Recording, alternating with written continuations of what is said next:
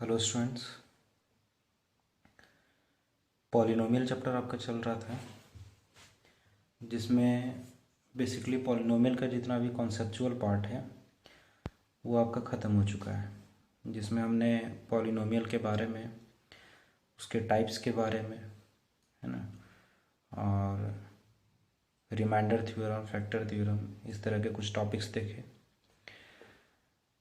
Now let's see factorization of polynomial. Okay, factorization of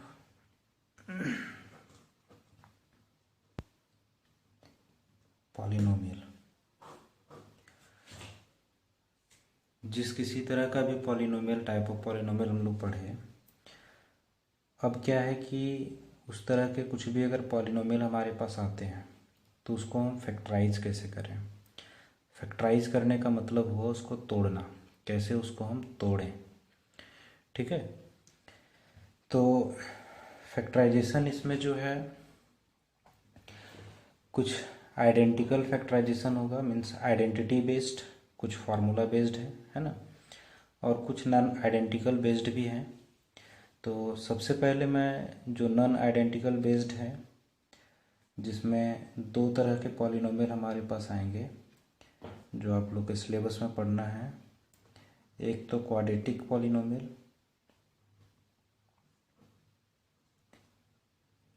और दूसरा जो है वो क्यूबिक पॉलिनोमियल। ये पॉलिनोमियल के टाइप से मैंने डिस्कस भी किया था। Quadratic polynomial means what, with degree 2 and cubic means with degree 3। तो इस तरह के पॉलिनोमियल अगर हमारे पास दिए रहे, है ना, तो कैसे इसको हम फैक्टराइज करें।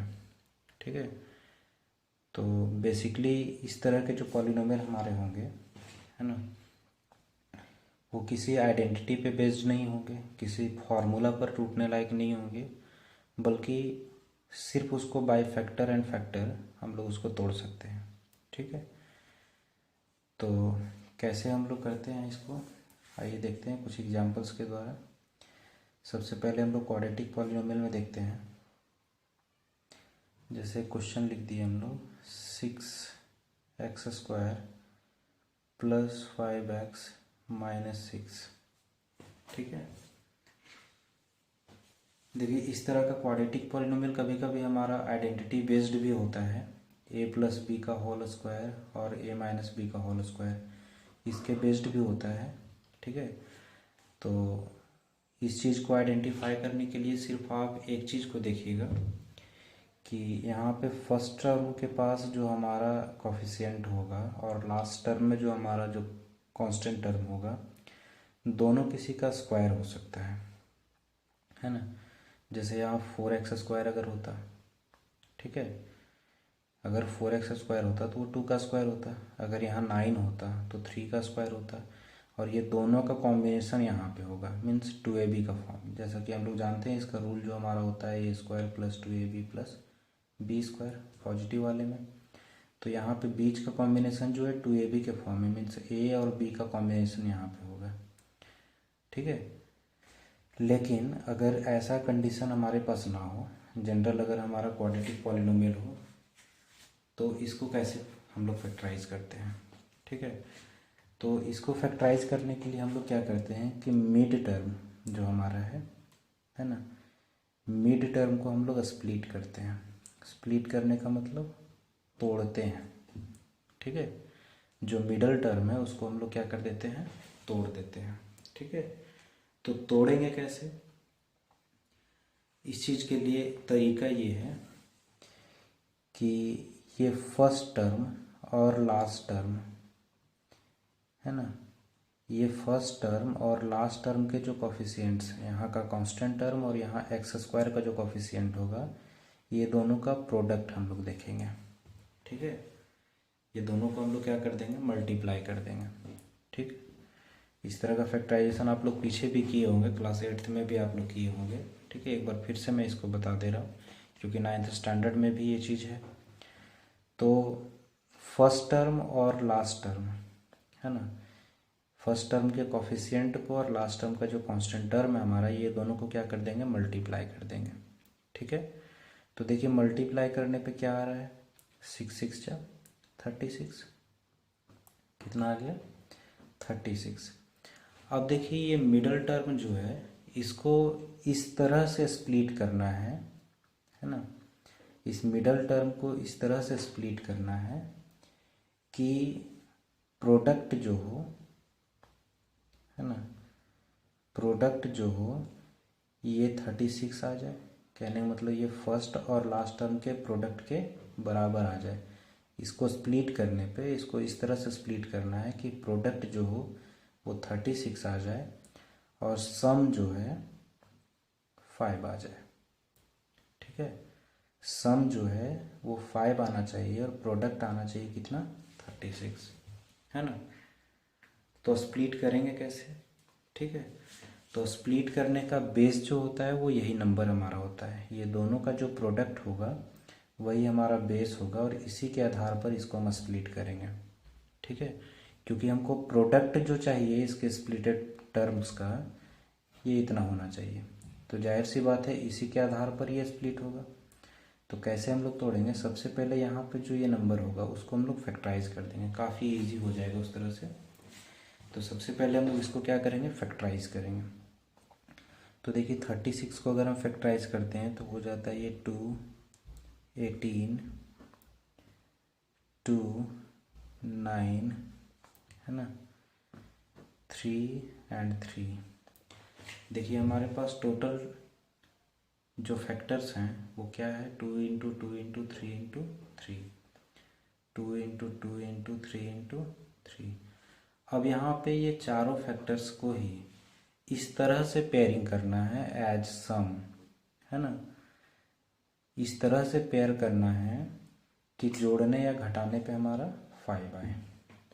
ठीक है, तो देखिए अगर इन तीनों को अगर हम एक साथ रख देते हैं तो क्या हो जाएगा, ये 2 2 जा 4, 3 जा 12 और यहाँ पे 3, तो 12 और 3 ये दोनों को जोड़ने या घटाने पे क्या 5 आ रहा है, नहीं आ रहा है। 12 और 3 है, इसको जोड़ने और घटाने पे हमारा 5 तो नहीं आ रहा है। तो दूसरे पेयर को हम लोग देखते हैं, अगर यहाँ पे हम इन दोनों को एक साथ रखें और इन दोनों को एक साथ रखें, पेयरिंग हमको इन्हीं नंबर्स को ही यूज करके करना है। ठीक है, इस तरह से पेयर करना है कि जोड़ने घटाने पे ये हमारा मिड टर्म आ जाए। तो देखिए ये हमारा 4 है और ये हमारा 9 है ना, 2 2 जा 4 एंड 3 3 जा 9, दो पेयर में हम लोग इसको बांट दिए। अब देखिए 4 और 9 के कॉम्बिनेशन में अगर हम सब्सट्रैक्ट करें 9 में से 4 को तो ये 5 हमारा आ रहा है कि नहीं। तो इसका मतलब ये हमारा पेयर क्लियर है और ये हमको इस चीज़ का स्प्लिटेड टर्म दे सकता है। अब देखिए इसको लिखना कैसे है ना, ये तो टर्म हम लोग को मिल गया कि टर्म ऑफ कॉफिशिएंट जो है एक 4 है और दूसरा क्या है 9 है। तो लिखना कैसे है, ये फर्स्ट टर्म ज्यों का त्यों हमारा होगा। ठीक है, फर्स्ट टर्म जैसे का तैसे होगा। अब इसको जो है वो दो टर्म में करके लिखना है 4 और 9 के केस में। ठीक है, 4 और 9 के केस में लिखना है। तो मैंने बताया कि अगर 9 में 4 को सब्सट्रैक्ट किया जाए तब आएगा 5। देखिए यहाँ पे इस टर्म का साइन भी देखना है कि हमको पॉजिटिव चाहिए, 5x जो है वो पॉजिटिव चाहिए, है ना। तो अगर हम -9 और +4 ले लें, अगर -9 और +4 ले लें तो इसका रिजल्टेंट हमको -5 मिलता है कि नहीं। सब्सट्रैक्ट करना है तो ऐसे भी हम लोग सब्सट्रैक्ट कर सकते हैं, -9 एंड +4 ये भी हमारा सब्सट्रैक्ट हो रहा है, लेकिन इसका रिजल्टेंट हमको क्या मिल रहा है -5, लेकिन हमको रिजल्टेंट क्या चाहिए +5। तो इसको हम लोग कैसे रखेंगे 9 - 4, है ना। तो बस ऐसे ही हमको यहाँ पे लिख देना है विद वेरिएबल x, जो यहाँ टर्म जिस वेरिएबल का है उस वेरिएबल के साथ इस टर्म ऑफ कॉफिशिएंट को लेना है। तो +9x, 9 है उसके साथ विद वेरिएबल x ले लिए और -4x। ठीक है, दो टर्म में हम लोग तोड़ दिए। देखिए मल्टीप्लाई करने पे 9 4 या 36, 6 6 या 36 प्रोडक्ट आ रहा है और जब इसको हम सब्सट्रैक्ट कर रहे हैं तो 9 माइनस 4 क्या आ रहा है 5, स्प्लिट हो गया। लास्ट टर्म जो उसको हम लोग ज्यों का त्यों लिख देंगे। ठीक है, अब क्या करना है कि ये दो दो टर्म का हमको पेयर बनाना है ना। दो दो टर्म का हमको पेयर बनाना और उसमें से हमको कॉमन लेना है। कॉमन लेने का तरीका आप लोग को पीछे पढ़ाया गया होगा क्लास 8th में, है ना। तो कॉमन लेने का मतलब हुआ कि देखना है इन दोनों टर्म में क्या चीज़ है जो दोनों टर्म में है, मीन्स दोनों में कॉमन है। तो सबसे पहले हम लोग देखते हैं, अगर हम लोग कोफिशिएंट में अगर कंपेयर करें तो यहाँ 6 है और यहाँ 9 है। दिखने में तो कुछ कॉमन नहीं लग रहा है, लेकिन अगर हम लोग इसके फैक्टर्स को देखते हैं तो ये 6 है, इसका मतलब 2 इंटू 3 है, और ये 9 है मीन्स ये 3 इंटू 3 है ना। तो कॉमन कुछ है, 3 कॉमन है कि नहीं। तो फैक्टर्स को आपको देखना है, ठीक है। तो कॉमन क्या है दोनों में, नंबर में अगर देखें तो 3 कॉमन है, ठीक है। और x यहाँ 2 टाइम्स है, x यहाँ 1 टाइम्स है, तो कॉमन कितना टाइम्स हुआ 1 टाइम्स। क्लियर। इसी तरह से कॉमन लेना है दोनों ही टर्म्स में। अब देखिए यहाँ से जब 3 निकल गया, हम लोग यहाँ पे देखेंगे प्रोडक्ट फॉर्म में 6 जो था वो 2 इंटू 3 था, जिसमें से 3 कॉमन आ गया, तो बचा क्या 2। क्लियर। और x 1 टाइम्स बाहर आ गया तो 1 टाइम्स बचा, है ना। प्लस है, प्लस देंगे। 9 में से ये 3 कॉमन चला गया तो 3 बच गया, और x कंप्लीटली बाहर आ चुका है तो कुछ भी नहीं बचा। ठीक है। अब देखिए यहाँ पे माइनस है, जो साइन रहेगा उसी को लेना है, ठीक है। अब देखिए ये दोनों में कॉमन क्या है, तो ये 2 इंटू 2 और ये 2 इंटू 3 मीन्स 2 कॉमन है कि नहीं। 2 कॉमन आ गया, और x तो कॉमन है नहीं क्योंकि इसमें है लेकिन इसमें नहीं है ना। तो यहाँ से जब 2 कॉमन आ गया तो 2 बचा और x बचा। देखिए ये माइनस है, जब यहाँ पे ये माइनस हमारा कॉमन आ चुका है, मीन्स ये माइनस यहाँ के कंप्लीट टर्म के लिए, तो ये नेगेटिव और ये नेगेटिव क्या बन जाएगा यहाँ पे पॉजिटिव जब कॉमन आ गया। और ये यहाँ से 2 जब निकल गया तो बचा क्या 3। देखिए यहाँ पे हमेशा ये दोनों जो हमारा फैक्टर है वो बिल्कुल कॉमन आना चाहिए, इस चीज़ को आपको ध्यान रखना होगा, ठीक है। यहाँ पे जब भी कॉमन लेंगे तो दोनों ही फैक्टर हमारा सेम आना चाहिए। क्लियर।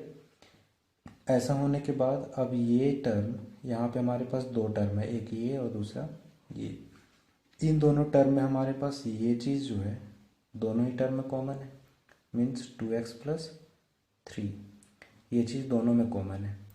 तो देखिए इस टर्म से 2x प्लस 3 निकल चुका है तो बचा क्या 3x, और माइनस ये पूरा टर्म निकल गया तो बचा क्या 2। ठीक है। तो ये हमारा 2x प्लस 3 और 3x माइनस 2 ये दोनों हमारे फैक्टर्स होंगे इस क्वाड्रेटिक पॉलिनोमियल का, है ना। काफ़ी सिंपल है, पीछे क्लास में भी आपने इस पे काफ़ी ज़्यादा क्वेश्चंस बनाए होंगे, ठीक है। और 9th स्टैंडर्ड में भी आपके पास है RS अग्रवाल में कंप्लीट इस क्वाड्रेटिक पॉलिनोमियल बेस्ड आपका एक एक्सरसाइज दिया हुआ है, तो उससे आप जितना ज़्यादा से ज़्यादा क्वेश्चन हो सके प्रैक्टिस कीजिए, ठीक है। इसके बाद हम लोग देखते हैं क्यूबिक पॉलिनोमियल।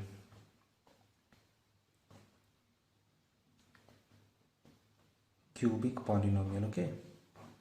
देखिए क्यूबिक पॉलिनोमियल में भी फैक्टराइजेशन इस टाइप से होता है, लेकिन उसमें क्या है कि थोड़ा सा टाइम किलिंग हो सकता है और दिमाग ज़्यादा लगाना पड़ेगा आप लोग को, ठीक है।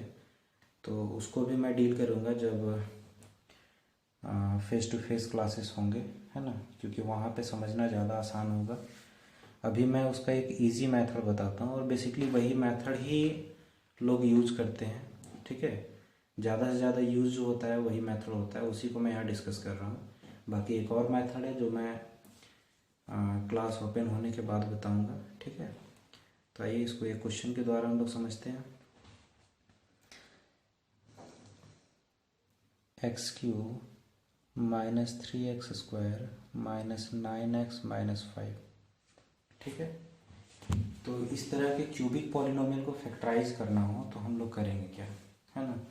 यहाँ पर भी जो फैक्टराइजेशन मेथड मैंने बताया उसके द्वारा हम लोग क्या करते हैं कि ये जो मिडल के 2 टर्म है इसको हम लोग स्प्लिट करते हैं, तोड़ते हैं, ठीक है। तो ये मेथड मैं आपको आगे बताऊंगा, लेकिन उसके पहले एक ईजियर मेथड है, क्योंकि डिवीज़न ऑफ पॉलिनोमियल मैंने पीछे पढ़ाया भी, ठीक है। उसी के बेस्ड ये मेथड है जो आपको काफ़ी इजीली समझ में आएगा और आसानी से क्वेश्चंस बन भी जाएंगे, ठीक है। तो सबसे पहले इसमें करना क्या है कि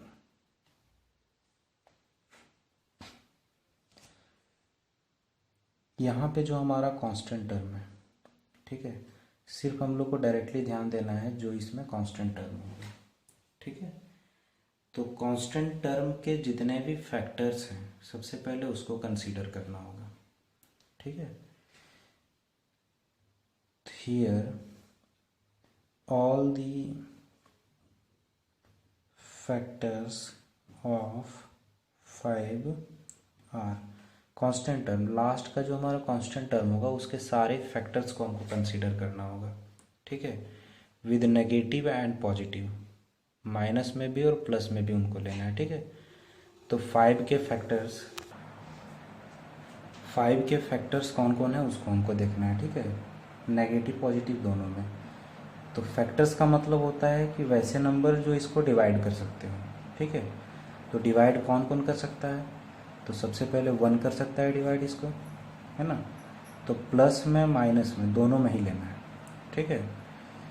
और दूसरा जो हमारा है 1 के बाद वो सिर्फ 5 ही है जो उसको डिवाइड कर सकता है, ठीक है, 1 एंड 5।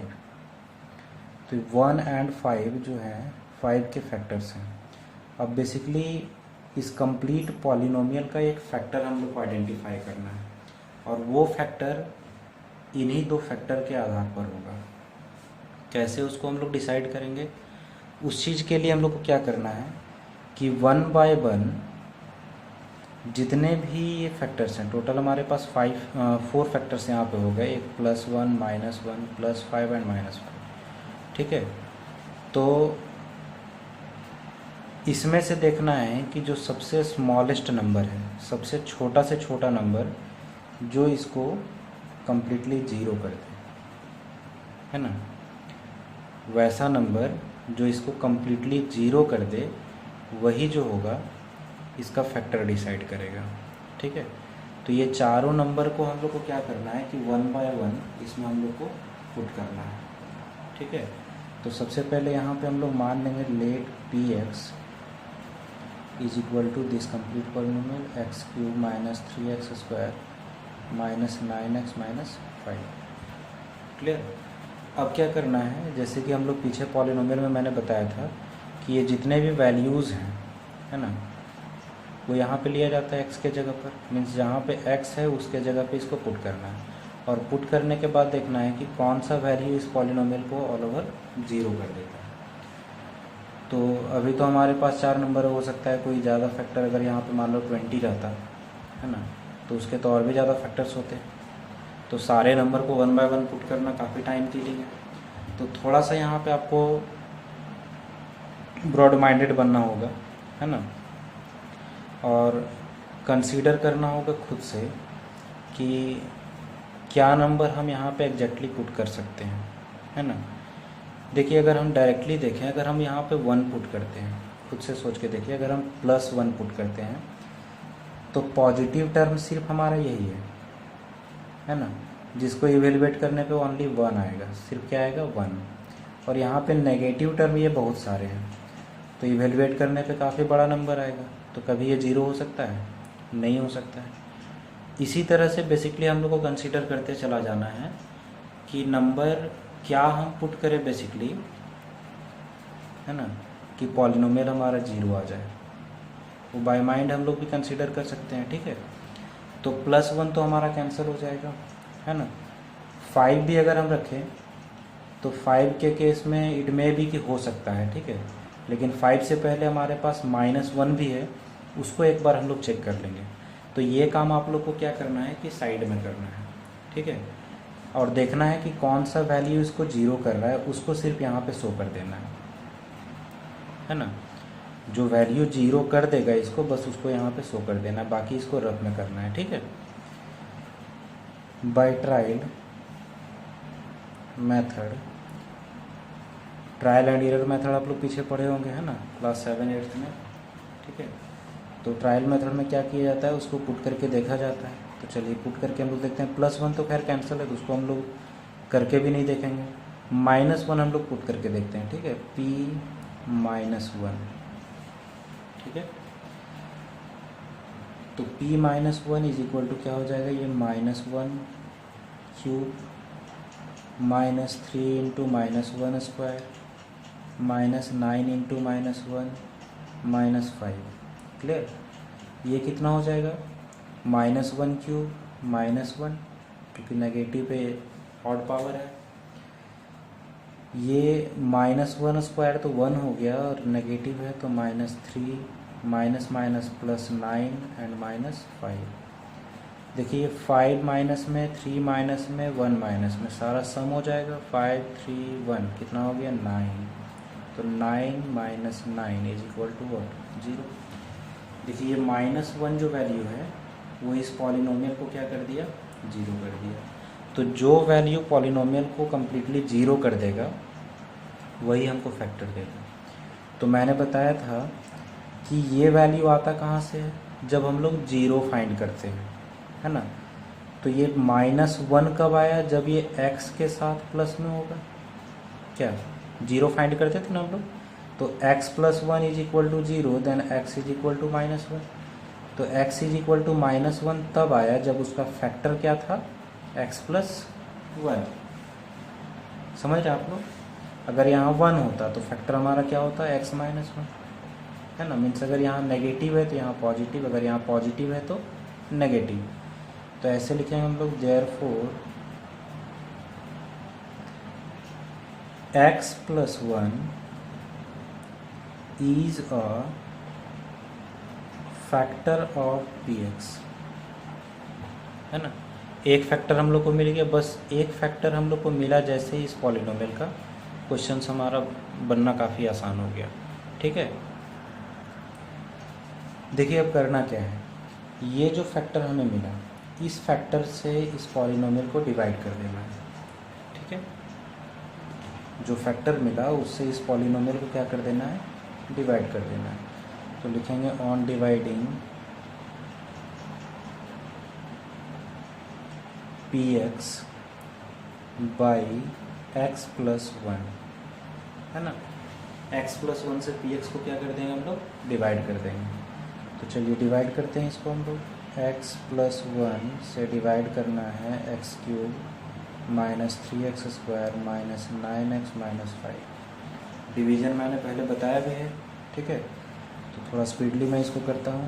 ये x है, x³ है, x² से होगा, है ना। डिवाइड करने पे फर्स्ट टर्म मैंने बताया था देखने के लिए, x है, x³ है, डिवाइड करने पे x² होगा, x² से मल्टीप्लाई कीजिए, x² × 1 x² plus x² × x x³। Sign convention change होगा, ये minus cancel, minus minus plus 3x² and 1x², कितना x² हो गया, 4x²। अब दोनों चूँकि हमारा नेगेटिव है तो साइन क्या होगा, नेगेटिव होगा, -9x -5। फिर से डिवाइड करते, देखिए ये हमारा टर्म पॉजिटिव है और यहाँ फर्स्ट टर्म हमारा नेगेटिव है, तो ये टर्म हमारा क्या होगा, नेगेटिव में होगा, ठीक है। क्या होगा, तो यहाँ x है, यहाँ 4x² है, तो 4 एंड x होगा। डिवाइड करने पे 4x × 1 4x, ये minus and plus, minus and -4x²। Sign change होगा, ये प्लस कैंसिल, ये माइनस में ये प्लस में सब्सट्रैक्ट होगा, तो 5x बचा। ग्रेटर वैल्यू पे नेगेटिव साइन, ये साइन हमारा नेगेटिव, -5। फिर से ये टर्म नेगेटिव है, यहाँ पॉजिटिव है, टर्म हमारा नेगेटिव में होगा, ठीक है। कितना से होगा, 5 से, तो 5 × 1 5 -5x, ये प्लस, देखिए सेम चीज़ है, कैंसल, रिमाइंडर 0, है ना। अब क्या है कि रिमाइंडर हमारा 0 हो गया और डिवाइड करने पे एज क्वेश्चन हम लोग को मिला x² - 4x - 5, है ना। तो देखिए हम लोग पढ़े थे पीछे, वी नो दैट होता क्या है, dividend is equal to divisor into quotient plus remainder. Division algorithm basically यही है हमारा, है ना। डिविडेंड क्या है, पी एक्स, है ना, जो कि हमारा क्वेश्चन था। तो आइए उसको लिख देते हैं हम लोग, x cube minus 3x² minus 9x minus 5 is equal to divisor, divide किससे दिए हम लोग, x+1 से, है ना। और एज क्वोशिएंट हम लोग को क्या मिला, आप पीछे देख सकते हैं, x² माइनस 4x माइनस 5 मिला। और रिमाइंडर 0 है, तो 0 ना भी लिखे तो उससे कोई फर्क नहीं पड़ेगा, है ना। अब देखिए, एक फैक्टर हमको मिल गया और दूसरा हमको एक क्वाड्रेटिक पॉलिनोमियल मिल गया। और क्वाड्रेटिक पॉलिनोमियल को कैसे फैक्टराइज किया जाता है पीछे मैंने बताया है, बस इसको फैक्टराइज कर देना है, ठीक है। This is equal to x+1, और इसको हम लोग फैक्टराइज करेंगे तो ये x² 4x है और ये 5 है ना। तो सम हमारा क्या हो जाएगा,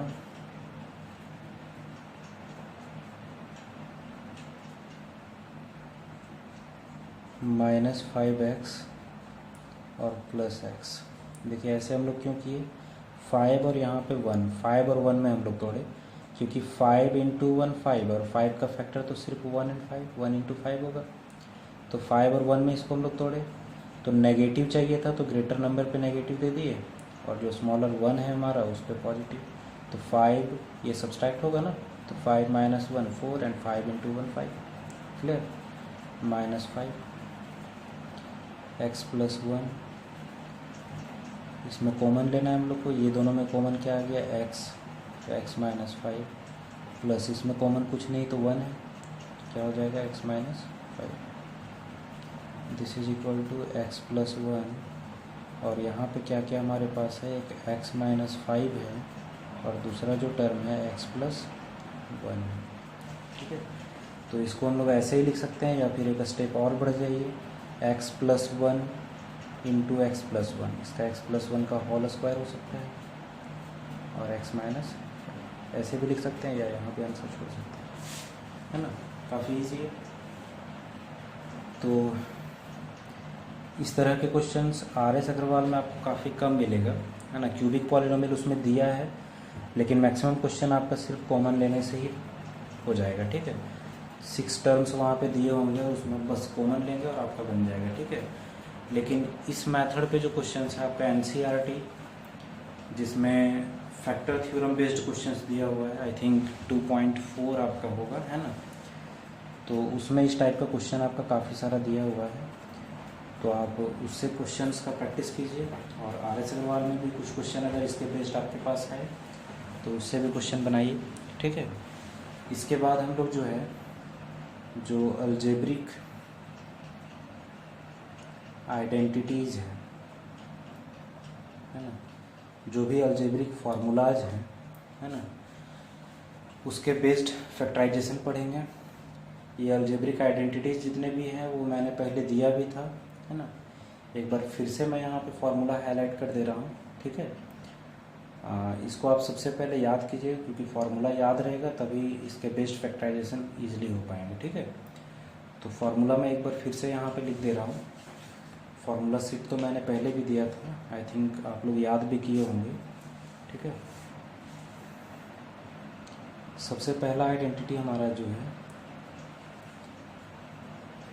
a+b का होल स्क्वायर। यहाँ पे दो टर्म हमारे पास a एंड b है, अगर उसका होल स्क्वायर हो तो क्या होगा, a² + 2ab + b², ठीक है। यही टर्म अगर हमारा नेगेटिव में हो, a - b का होल स्क्वायर, तो a² - 2ab + b² हो जाएगा, ठीक है। सिर्फ यहाँ पे मिडल टर्म हमारा चेंज हो जाएगा। थर्ड आइडेंटिटी हमारा है a - b into a + b। अगर इस टाइप का अगर हमारे पास टर्म हो प्रोडक्ट में, तो इसको हम लोग a² - b² कर देते हैं। या अगर इस केस में अगर हमारे पास टर्म दिया हुआ है तो हम लोग इस टाइप में तोड़ देंगे, है ना। मतलब एक दूसरे से ये डायरेक्टली प्रोपोर्शनल। अगर इस टाइप से दिया हुआ है तो इस टाइप से कर देंगे, अगर इस टाइप से दिया हुआ है, ठीक है। नेक्स्ट आइडेंटिटी हमारा जो है a plus b plus c का होल स्क्वायर, ये होता है a square plus b square plus c square plus 2ab plus 2bc plus 2ca। कभी कभी यहाँ पे क्या है कि टर्म्स को नेगेटिव कर देता है, b को माइनस कर देगा, c को माइनस या a को माइनस कर देगा। तो देखिए सिर्फ जो टर्म हमारा नेगेटिव होता है बस वहाँ पे हम लोग को डायरेक्टली नेगेटिव ले लेना है। जैसे b अगर नेगेटिव है तो यहाँ माइनस बी का स्क्वायर कर देंगे, यहाँ b की जगह माइनस बी ले लेंगे तो ये प्लस माइनस क्या हो जाएगा, माइनस हो जाएगा। यहाँ जब माइनस बी ले लेंगे तो प्लस माइनस क्या हो जाएगा, माइनस हो जाएगा, ठीक है। मतलब जो टर्म हमारा नेगेटिव दिया रहेगा बस रूल पे जो है उसको हम लोग नेगेटिव में ले लेंगे, ठीक है। नेक्स्ट आइडेंटिटी हमारा जो है a प्लस बी का होल क्यूब, है ना।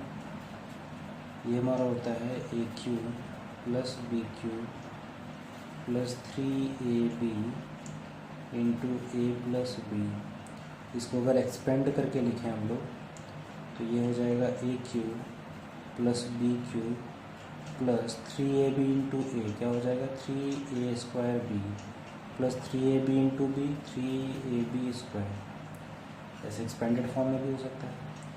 6th नंबर आइडेंटिटी है, ये हमारा नेगेटिव में है तो सब जगह पे सिर्फ नेगेटिव कर दीजिए। ये a cube minus b cube minus 3ab into a minus b. Expand करेंगे तो क्या हो जाएगा a cube minus b cube minus 3a square b, और ये माइनस माइनस प्लस, एक टर्म हमारा प्लस हो जाएगा, ठीक है, ए बी स्क्वायर। क्लियर। इसके बाद नेक्स्ट आइडेंटिटी हमारा जो है a cube plus b cube. यहाँ ए प्लस बी का होल क्यूब था, यहाँ पे ए क्यूब प्लस बी क्यूब। तो देखिए ये जो हमारा टर्म, ये जो आइडेंटिटी है, इस आइडेंटिटी में ए क्यूब प्लस बी क्यू आ रहा है, नहीं ए क्यूब प्लस बी क्यू आ रहा है। तो इसके बेस्ड भी हम लोग फार्मूला यहाँ पे क्रिएट कर सकते हैं कि ए क्यूब प्लस बी क्यू बराबर क्या होगा, इस पूरे टर्म में ये क्या होगा, माइनस हो जाएगा। मतलब इसके बराबर हम लोग लिख सकते हैं ए प्लस बी का होल क्यूब और माइनस, ये पूरे टर्म को हम लोग माइनस करते हैं 3ab into a plus B, ठीक है। इसी का एक और रूल होता है हमारे पास,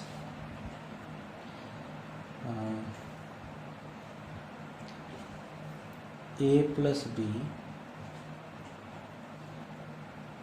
into a square minus a b plus b square, ठीक है। 8th आइडेंटिटी यही हमारा नेगेटिव हो अगर a cube minus b cube, ठीक है। तो देखिए इसके बेस्ड हम लोग इसको कर सकते हैं, तो ये क्या हो जाएगा ए माइनस बी का होल क्यूब, और ये नेगेटिव है तो इधर क्या हो जाएगा positive, plus a b a minus b, ठीक है। या फिर इसका एक और rule a minus b into a square plus a b plus b square. ज़्यादा से ज़्यादा आपका ये सेकंड वाला जो रूल लिखे हैं उसी का यूटिलाइजेशन होगा, ठीक है।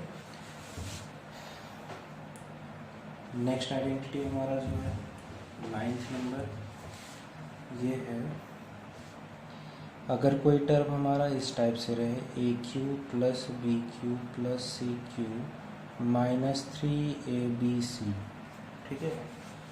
अगर इतना लंबा अगर हमारा कोई टर्म रहे तो इसको भी हम लोग एक्सपेंड कर सकते हैं, फैक्टराइज कर सकते हैं।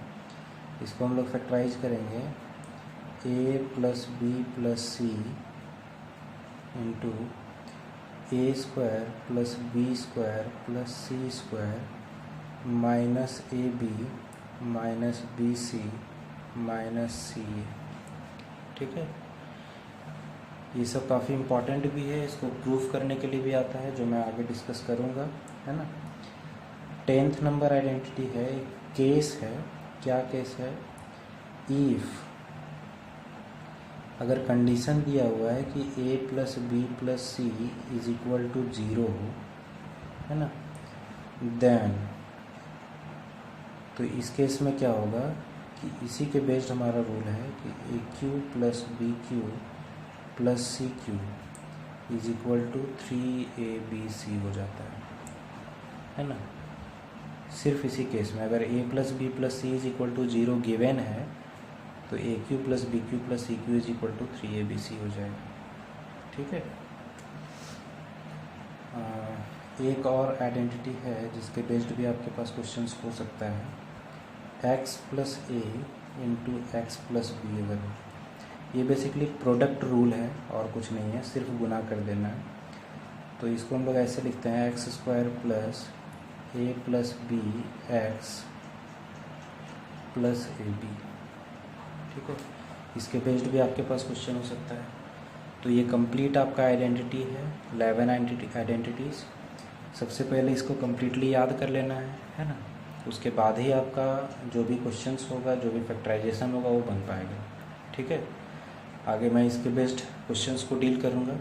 तो उसके पहले क्या है कि जितने भी आइडेंटिटीज़ है उसको आप कम्प्लीटली याद कर लीजिए। Okay, thank you.